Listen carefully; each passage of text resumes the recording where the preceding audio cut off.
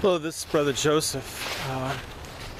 Wanted to talk to you about the article I wrote about Trump's political victory, and then how I thought it could be something to motivate people to evangelize. It's kind of hard to explain because there's something there. I remember watching the election and hearing Charlie Kirk's story. He worked hard to get Trump elected. And it's funny because he went out, it's reminiscent of what you'd see with people evangelizing. Because I remember back in the 90s, I became a Christian, and I was, anytime you turn to the Lord out of darkness, you're very encouraged because of that experience to evangelize. You're motivated. You want people to see the light the same way you saw the light. So when I became a Christian, I was evangelizing everywhere. I mean, I talked to everybody I knew about the Lord and about coming out of that dark place I was in and into the light. I remember that well.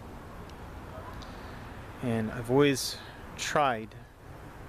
Sometimes I was, successful, sometimes not, but I've always tried to keep that alive and evangelize.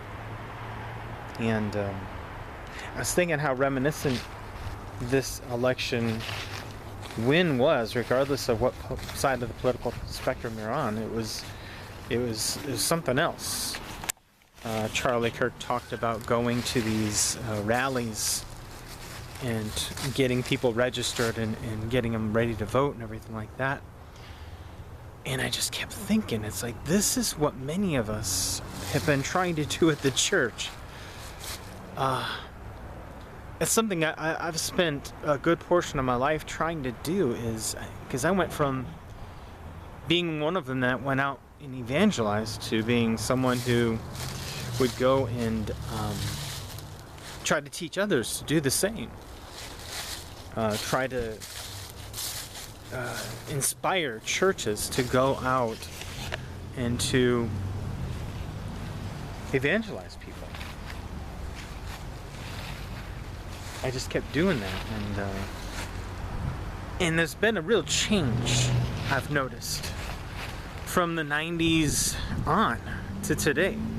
A change in how, just all around, a real coldness has come in this disconnect. It's almost as if churches don't want to necessarily evangelize anymore. They want members, but they really don't want to turn people to the Lord. They just want to get church members and create these big cult followings. It's no longer about Jesus saving the soul from sin. It's about the cult following of this church, and hey, look at all this cool music they play, and let's go listen and get our emotions racing and make sure that these emotions never come down. It boils down more like that. That's not evangelizing. That's not taking up the cross. That's not anything like that. It's really changed. Really changed. I kept thinking, as I'm seeing this election stuff, I kept thinking, this is what we've been needing, and why isn't it happening? I know there's some people out there trying to get it going. I think part of it is because of where we are in the last days. Something I've been writing about. In the last days, we're going to see a great falling away, and that's what we got. We have a great falling away. The Pope got the gift of unifying the church. And I think this is why you see Protestantism divided and disintegrated into thousands of sects.